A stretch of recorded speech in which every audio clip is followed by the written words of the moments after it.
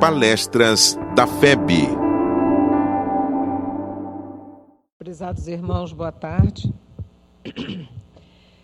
Que esta paz que nos envolve neste momento, deste início de preparação, permaneça conosco em nossos corações, sentindo a presença meiga e doce de Jesus junto a cada um de nós. Toda vez que nos reunimos para o estudo do Evangelho, bate-nos uma reflexão. Qual a proposta do Evangelho em nossas vidas? Qual a proposta que nós estamos, o nosso projeto, as nossas buscas, quando viemos a esta casa ou aos cursos, aos encontros do estudo do Evangelho? Qual é a nossa proposta de vida em relação a este conhecimento? É um questionamento que devemos buscar a cada instante, pois passamos séculos buscando Jesus nos templos, nas cruzes, nos sacrifícios, mais do que na sua mensagem. Reverenciamos Jesus naquelas datas que tradicionalmente, pelo histórico religioso cristão, onde lembramos-nos no nascimento, mas colocamos os presentes, o Papai Noel, a árvore de Natal, a ceia, para podermos não mergulharmos na proposta da sua vinda, pois desde o seu nascimento Jesus nos traz a sua mensagem maior de como seguir ao Pai, com simplicidade, com humildade. E vamos seguindo assim através do estudo do seu Evangelho, fixando apenas nos pontos exteriores, daqueles que ficam mais fáceis para cada um de nós vivermos a nossa religiosidade. O estudo da tarde de hoje está no capítulo 26 do Evangelho segundo o Espiritismo, onde Kardec vai abordar a passagem onde Mateus e Marcos vão nos falar daquele momento em que Jesus sai de Betsaida e caminha para Jerusalém.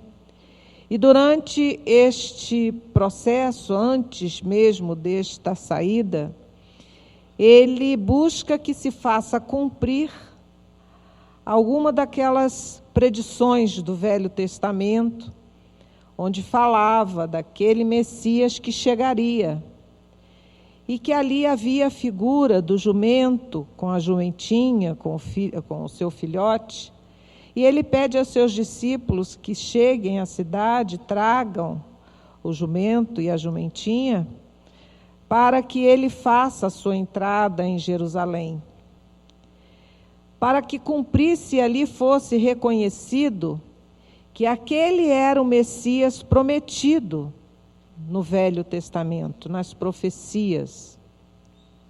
Durante esse trajeto, Jesus, através de ensinamentos, de acordo com a cultura daquele povo, vai nos falar sobre a figueira que secou. Dali ele começa a cada momento, a cada local em que passa, acordar no espírito daqueles que ali estavam. Qual era a sua proposta? Qual era a sua mensagem? O porquê da sua presença junto a nós? E ele chega ao templo, seguido por aqueles que vinham caminhando junto com seus passos na busca do aprendizado. E Marcos e Mateus nos diz assim: eles vieram em seguida a Jerusalém, e Jesus, entrando no templo, começou por expulsar dali os que vendiam e compravam. Derribou as mesas dos cambistas e o banco dos que vendiam pombos, e não permitiu que alguém transportasse qualquer utensílio pelo templo. Ao mesmo tempo os instruía, dizendo: não está escrito: minha casa será chamada casa de oração por todas as nações? Entretanto, fizestes dela um covil de ladrões. Os príncipes dos sacerdotes, ouvindo isso, procuravam meio de o perderem, pois o temiam, visto que todo o povo era tomado de admiração pela sua doutrina. Jesus já busca despertar naquelas almas, e principalmente naqueles que deveriam ser os condutores do povo, através da religião, a simplicidade da sua conduta. Tirar a parte exterior da adoração, do reconhecimento à divindade de Deus, na busca da espiritualidade, sem que houvesse nenhuma mudança interna, pois a prática era apenas das oferendas, dos sacrifícios. Jesus expulsa, nos fala Kardec, do templo os mercadores, porque ele condenava a prática das coisas santas, por qualquer forma.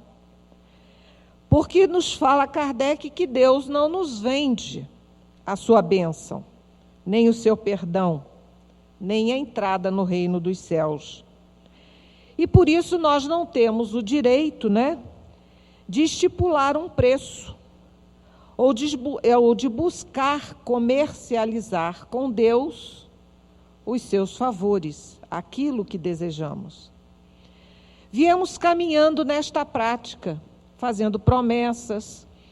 Qual é a diferença para Deus se eu vou ficar 1 ano sem comer chocolate ou sem comer uma fruta, como acontece num santo no início do ano, que eu agora esqueci o nome, em que se sorteia qual a fruta que não vai comer naquele ano, como se isso fosse um grande sacrifício para Deus. Nós continuamos nas práticas exteriores.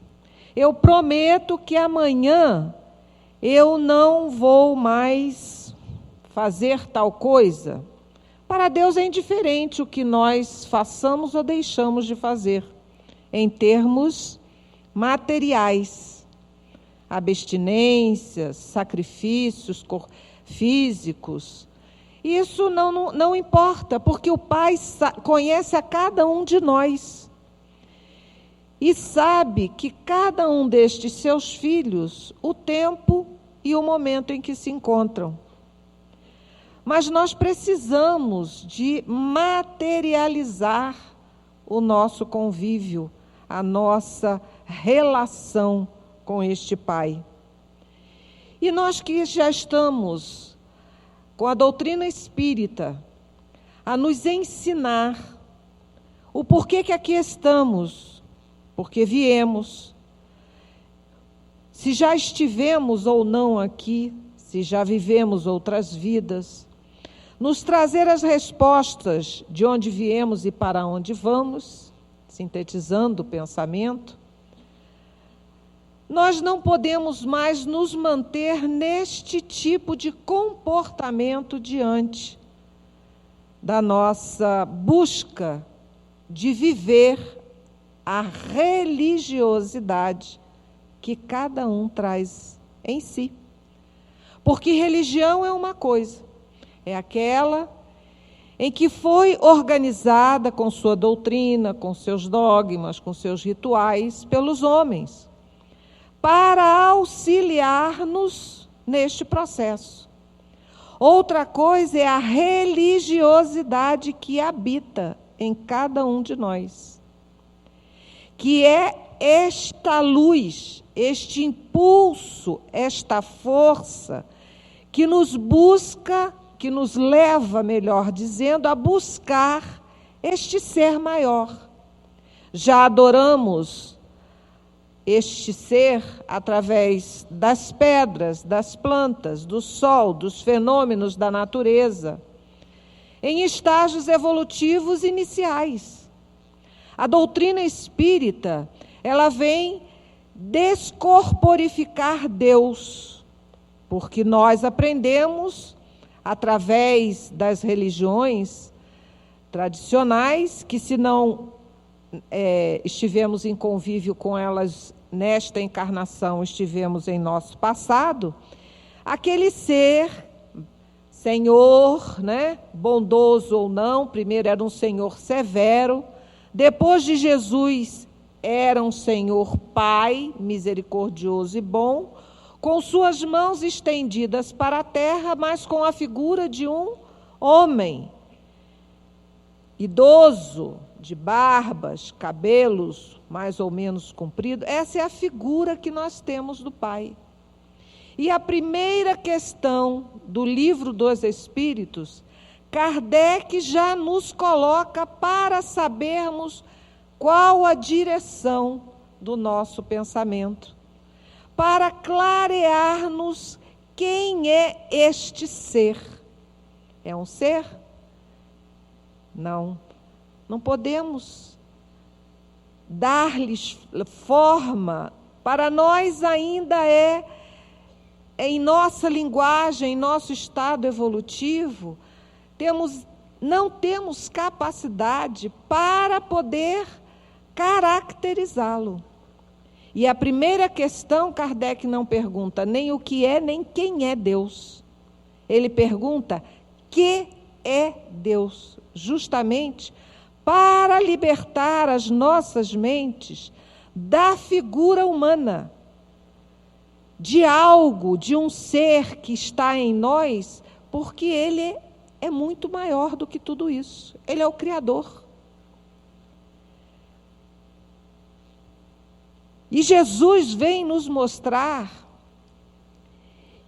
que estar com o Pai não é na busca das oferendas, não é da busca das práticas exteriores, de quantas palavras falamos em nossas orações, da quantidade ou qualidade de palavras mais rebuscadas ou mais simples, mas sim do sentimento que nos liga a este Criador, pois todos estamos ligados a Ele. Por isso é necessário que a cada estudo do Evangelho, a cada encontro do estudo do Evangelho de Jesus, nós nos perguntemos qual a proposta do Evangelho para a minha vida. Hoje, quando aqui estamos, a proposta é de mudança, é de melhoria, é de crescimento, é de aperfeiçoamento, é de consolo. Por que aqui estamos na tarde de hoje? É necessário entendermos qual o caminho que estamos nos propondo, porque só assim conseguiremos estar com Ele, senti-lo junto a nós através da presença de Jesus. Eu e o Pai somos um só. Conhecereis a verdade, e a verdade vos fará livres, ou vos libertará. Eu sou o caminho, a verdade e a vida. Ninguém vai ao Pai senão por mim. Ninguém não. Todos vão ao Pai. Mas por que não por mim? Por que Jesus diz isso? Porque Ele é o co-criador deste planeta. Todas as religiões, filosofias e doutrinas estão a mensagem de Jesus. É só estudarmos as histórias das religiões. Vamos encontrar a mensagem do Evangelho do Cristo em todas elas. Por isso que vamos através dele. Do conhecimento, não da reverência, não de dizermos que o aceitamos, não de perguntarmos a ele o que temos que deixar de comer ou fazer para sermos beneficiados pelas suas bênçãos. Nós só vamos trocando o tipo de comércio que fazemos, pela falta do entendimento. Emmanuel, no livro Bênçãos de Paz, na página que tem como título Mudança e Proveito, ele faz uma análise de uma passagem de Paulo aos Romanos, quando Paulo diz assim: assim também andemos nós em novidade de vida. Mas que novidades são essas? O que nós buscamos com essas novidades? Para nós, a doutrina espírita, vamos dizer, é uma novidade, porque ela tem só 150 anos, quase 160. Então, o que a doutrina espírita é para nós em nossa vida? E Emmanuel nos diz, renovação, porque a proposta é de mudança e proveito na análise de Emmanuel. Renovação, se estamos aqui na busca da renovação, a renovação não é alterar o caminho, porque estejamos sob as consequências de ajustes e decisões abraçados por nós mesmos, com vistas à nossa melhoria espiritual. Muito mais que isso, é aceitar varonilmente as ocorrências adversas, os golpes da estrada, os desafios da prova e as crises da existência, porquanto servir mais e melhor no plano de evolução e trabalho em que a providência divina nos colocou, é a proposta. Por isso, quando as provas difíceis baterem em nossa vida, não adianta nós buscarmos comercializar de uma forma ou outra com os mentores e com os amigos, pedindo que nos livrem do ensinamento necessário. Que possamos enfrentar, como nos diz Emmanuel, varonilmente as ocorrências adversas. Por quê? Porque foi o que nós pedimos. Foi o que nos propomos para sairmos desta existência, melhor do que entramos. Mas, neste momento, nós comercializamos de novo, como no passado. Não mais como oferenda, mas pedindo que nos livre daquele momento, porque temos outras coisas a fazer, porque temos projetos de vidas, temos planejamentos ainda não realizados, não concretizados. E podemos pedir e devemos sim força para realizar cada um desses projetos, mas pedindo, segundo Emmanuel, que ele nos fortaleça no aprendizado necessário. Porque naquela hora eu estou aprendendo a lição que eu preciso para poder desenvolver melhor as outras propostas que estão em minha vida. O Evangelho de Jesus é muito claro. Precisamos apenas aceitar a responsabilidade, e isso a doutrina espírita vem buscando acordar em cada um de nós, a responsabilidade que assumimos diante do Cristo e de nós mesmos, de sermos vencedores nas encarnações que nos propomos estar. Por isso, não vermos como castigo, porque nós adaptamos as nossas vivências em vidas passadas em outras religiões ao conhecimento espírita. Eu estou passando isso porque eu fiz mal a alguém. Meu Deus, joguei pedra na cruz. Tem gente que diz isso, né? Eu devo ter jogado pedra na cruz, porque, olha, a minha vida está de um jeito. Provavelmente jogamos, sim. Mas essa é a oportunidade do aprendizado. É a necessidade de nós buscarmos a prova.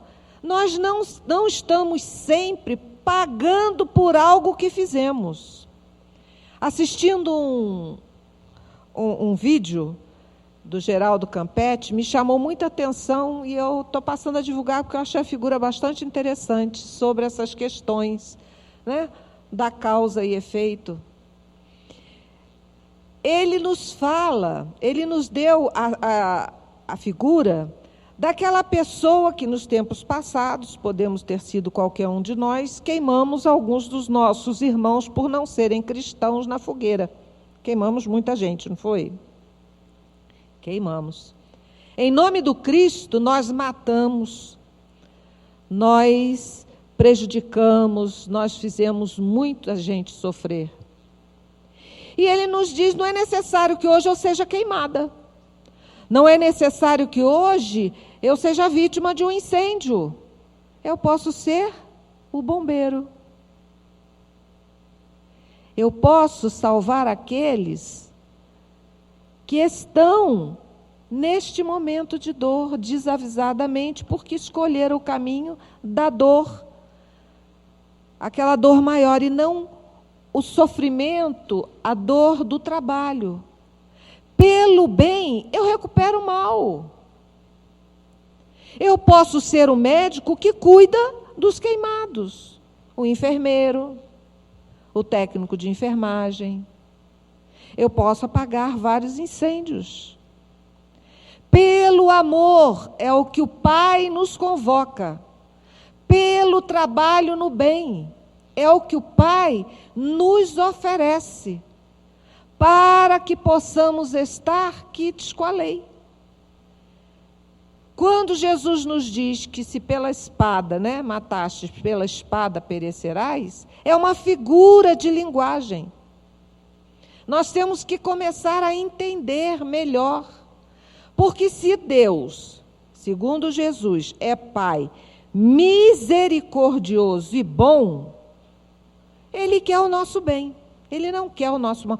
Qual o benefício que Jesus, ou Deus, ou os espíritos superiores recebem com o nosso sacrifício, com a nossa dor? O que Deus ganha com isso? Nada. A dor é o aprendizado. As dificuldades é a lição que precisamos para aprender. A provar a nós mesmos que somos capazes de superar. Que nessa hora não comercializemos de forma nenhuma. Ai, deixa para a próxima encarnação que nessa está difícil. Não deixa não, que espírito está falando isso, né? Espíritas, não, eu vou deixar para a próxima, porque essa aí, dessa vez, não dá não. Se essa vez, com o conhecimento espírita, não dá, olha o compromisso que nós estamos assumindo conosco, na próxima vai ser muito mais difícil. Porque eu conhecia, eu sabia o porquê, eu tinha as ferramentas para superar. Mas, por acomodação, mais uma vez, eu pego o conhecimento para utilizar na minha acomodação. Aí, como eu sei que eu vou reencarnar de novo, eu digo, essa eu vou deixar para a próxima. Não é sábio, porque a próxima vai ser mais difícil. Então, o que está difícil agora, enfrentemos varonilmente, como nos fala Emmanuel, sem comercializar, sem abarganhar com os mentores e com a espiritualidade, com Jesus ou com Deus. Emmanuel, no livro Pão Nosso, na página Crê e Segue, ele diz assim: assim como tu me enviaste ao mundo, são palavras de de Jesus segundo João, assim como tu me enviaste ao mundo, também eu vos enviei ao mundo. Assim como o Pai o enviou, ele enviou a todos nós. E Emmanuel nos diz assim: se abraçastes, meu amigo, a tarefa espírita cristã, em nome da fé sublimada, sedento de vida superior, recorda que o Mestre te enviou o coração renovado ao vasto campo do mundo para servi-lo. Não só ensinarás o bom caminho, agirás de acordo com os princípios elevados que apregoas. Ditarás diretrizes nobres para os outros, contudo, marcharás dentro dela por tua vez.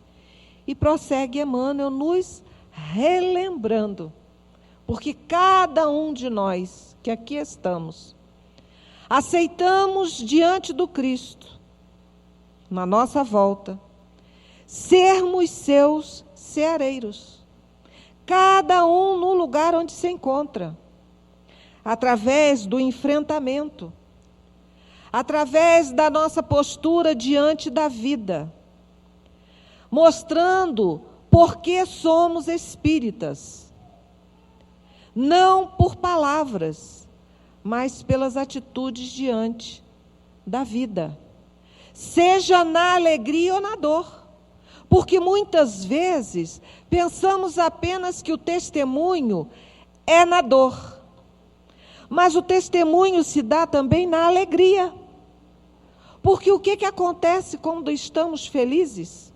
Lembramos de agradecer?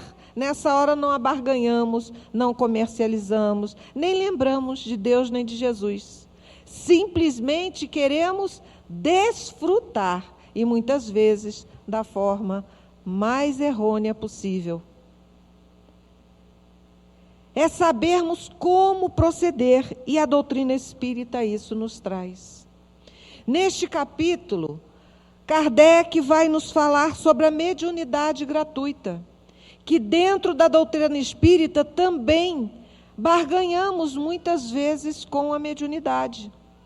Ou levamos os nossos companheiros médios a problemas difíceis, buscando neles respostas que não nos cabem saber, e nem nos cabem complicar a vida deles perguntando, porque nós mesmos sabemos. E vemos, como Divaldo Pereira Franco, ser bombardeado com perguntas simples do dia a dia, para resolver problemas que cabe a cada um de nós, como se ele fosse detentor de todas as respostas, como se a espiritualidade estivesse a nosso serviço para nos dar soluções. Kardec nos fala: os médiuns atuais, pois que também os apóstolos tinham mediunidade, igualmente receberam de Deus um dom gratuito, o de serem intérpretes dos Espíritos. Deus quer que a luz chegue a todos, e todos nós somos médiuns. Já está lá no livro dos médiuns. Agora e Kardec aborda aquele médium que tem mais ostensiva a sua faculdade, como o entendimento geral, aquele que tem a facilidade de ser o intermediário entre o plano maior e o plano encarnado. Mas nós não podemos estar utilizando esta faculdade para os nossos serviços, para resolver as nossas questões pessoais. Deus quer, nos fala Kardec, que a luz chegue a todos. Tal a razão porque a mediunidade não constitui privilégio e se encontra em toda parte. Fazê-la paga seria desviá-la do seu providencial objetivo. Porque ela aqui está, aqueles que aparentemente não acham que são médiuns, muitas vezes são aqueles que servem de meio de intérprete, através da intuição, para aconselhar, para auxiliar, para levar a palavra amiga no momento difícil de um companheiro. É aquele profissional de saúde, da segurança, o profissional que muitas vezes está num comércio e que nos atende de uma forma e nos diz uma palavra que nos fortalece e nos acolhe muitas vezes de melhor forma do que se estivéssemos falando com um representante religioso ou dentro de uma casa espírita. Isso já aconteceu com uma pessoa conhecida. Ela estava com muitas dificuldades, muito nervosa, entrou numa farmácia para comprar um remédio que não tinha nada a ver, um descongestionante nasal. E a moça que atendeu olhou para ela e disse assim: a senhora não está bem, não é? Posso lhe ajudar? E ela disse: não, tudo bem. Ela disse: vai dar tudo certo. A pessoa percebe, nós somos instrumentos a toda hora.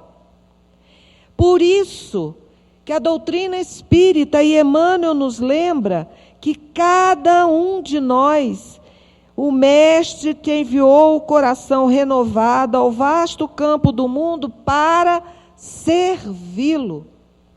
Somos trabalhadores da última hora, sim, para atender o programa de Jesus. Estarmos atentos ao outro, aquele que está ao nosso lado, pode ser conhecido ou não. Aquele que muitas vezes passa junto de nós na rua, no trânsito, muitas vezes podemos estar dentro do carro e vemos a pessoa pelo semblante, pela sua forma de caminhar na rua, aflita, agitada, chorando. A prece, o envolvimento, estaremos sendo servidores do Mestre. Ora, a primeira condição, nos fala Kardec, para se granjear a benevolência dos bons espíritos é a humildade, o devotamento, a abnegação, o mais absoluto desinteresse moral e material. E só conquistaremos isso através das lutas diárias, através da convivência, através de estarmos atentos a nós mesmos, na nossa renovação.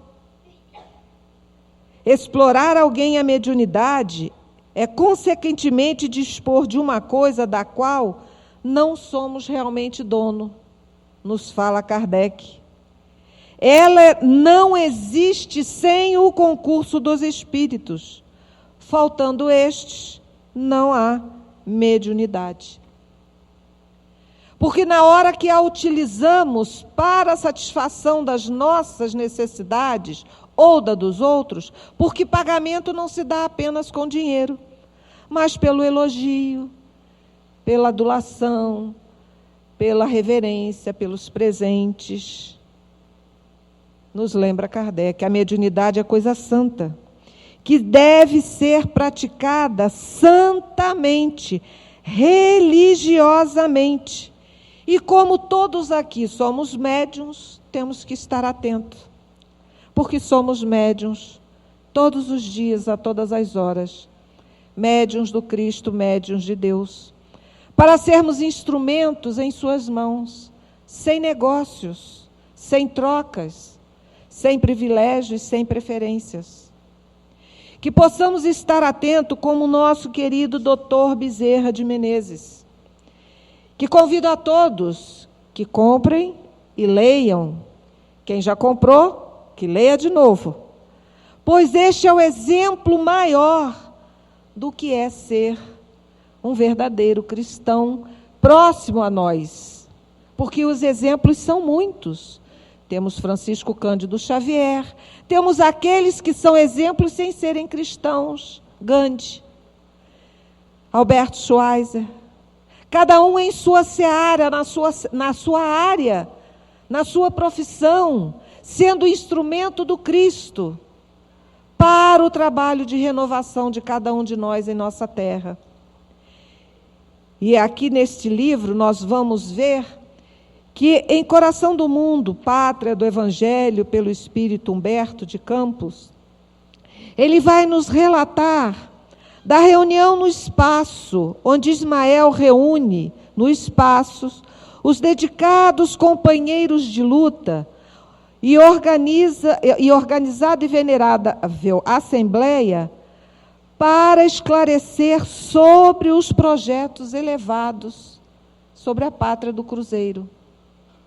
Nesta assembleia, estava em que Ismael reuniu esses espíritos, estava lá Bezerra de Menezes, que aceita o convite de Ismael para a sua tarefa. Encarna no Brasil, daí a algum tempo, no dia 29 de agosto de 1831, em Riacho do Sangue, no estado do Ceará.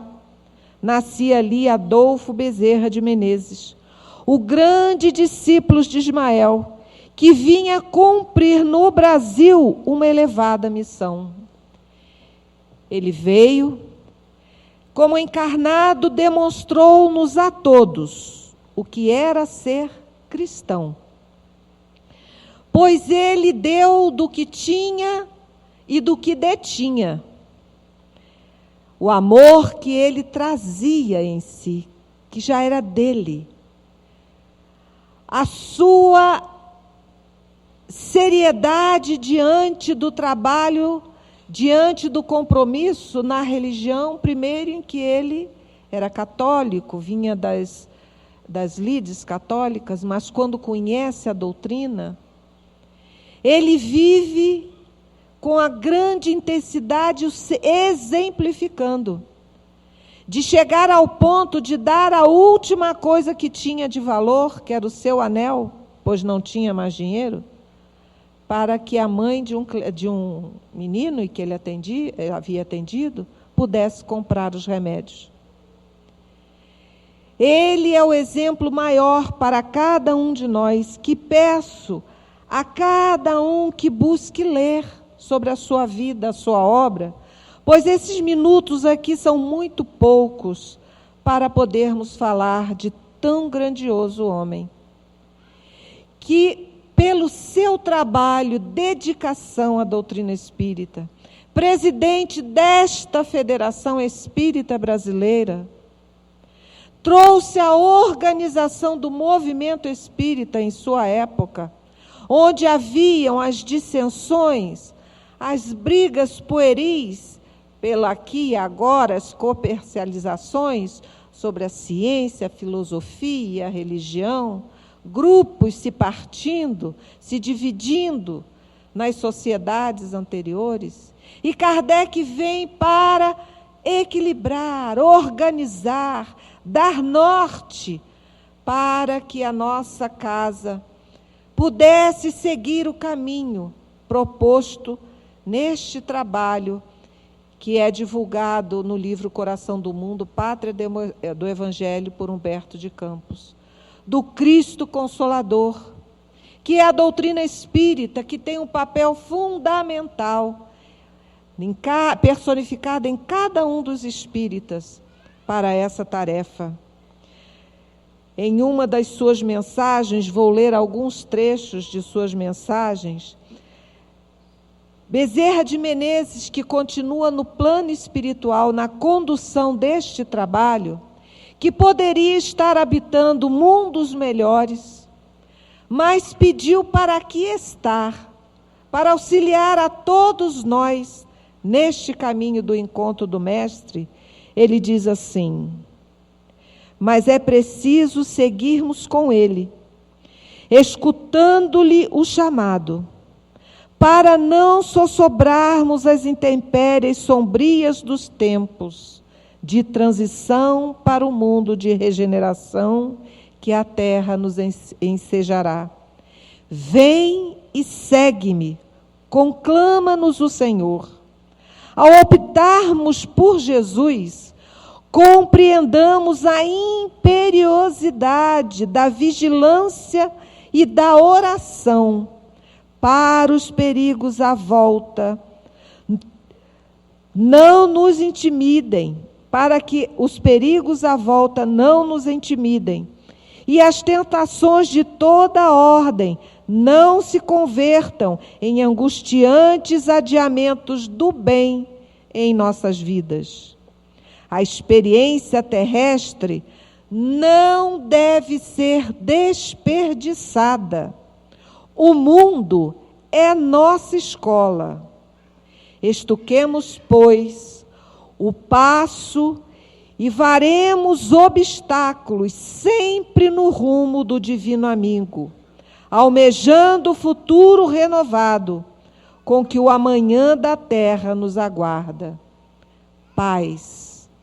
Esta é uma das muitas mensagens em que Bezerra de Menezes convida-nos a todos para o trabalho que aceitamos no retorno a esta vida, neste momento, onde vivemos momentos conturbados nas diversas áreas sociais. Cabe-nos não o julgamento nem a crítica. Cabe-nos nesta hora, espíritas, cristãos espíritas, envolvermos o nosso país, os nossos irmãos, em energias de entendimento, de harmonia, de benevolência, de compaixão, pois cada um daqueles que servem de instrumento e prejuízo para os seus semelhantes agravam severamente, principalmente quando se trata de uma população, se comprometem gravemente diante das leis. Estes, como todos nós, estaremos juntos um dia reunidos no plano maior, trabalhando na seara do Cristo, como um só rebanho e um só pastor.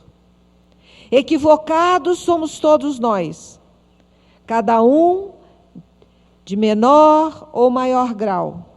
Ainda estamos no caminho do aprendizado. Lembremo-nos que estes que se equivocam de maneira tão desastrosa merecem as nossas preces, não a nossa condenação. Deixemos a justiça fazer o seu trabalho. Não a nossa, já determinando qual seria, não é? Julgar, condenar e querermos nós mesmos praticar a lei.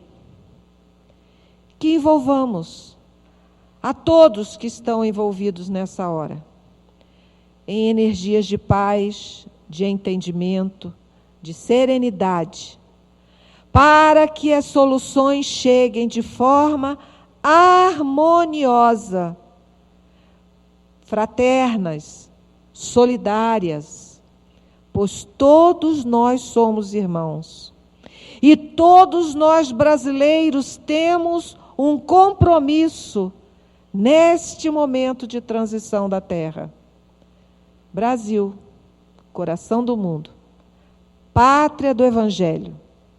Não é a pátria do líder que vai tomar conta do mundo economicamente, mas é daqueles que em suas atitudes vivenciarão e mostrarão o que é ser fraterno, solidário, justo, compassivo, tolerante. Deixo aqui as palavras de Emmanuel, no livro Bênçãos de Paz, encerrando a página Mudança e Proveito, quando ele nos diz assim: transformação permanente por dentro, metamorfose da alma que encerra consigo bastante poder para transfigurar dificuldade em lição, sombra em luz.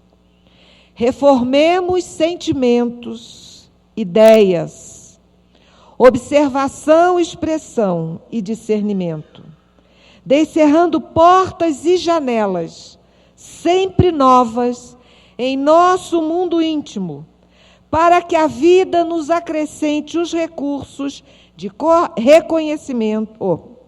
conhecimento, receptividade, visão e interpretação, mas sejamos fiéis aos nossos compromissos até o fim. O nosso compromisso é com Jesus, é com a luz, é com a paz, é com o amor, é com a fraternidade. Sigamos em frente, cada um de nós, levando essa bandeira da paz, do entendimento, do amor, em nossas vidas, fazendo luz e paz no ambiente em que nos encontramos. E essa irá se irradiando paulatinamente em cada um daqueles que nos cercam, na vizinhança, na comunidade, na cidade, no país e nos irmãos do exterior. Muita paz, muita luz. Acerenemos o nosso coração e confiemos sempre, fazendo a nossa parte. Que Jesus nos abençoe. Esta é uma realização da Federação Espírita Brasileira.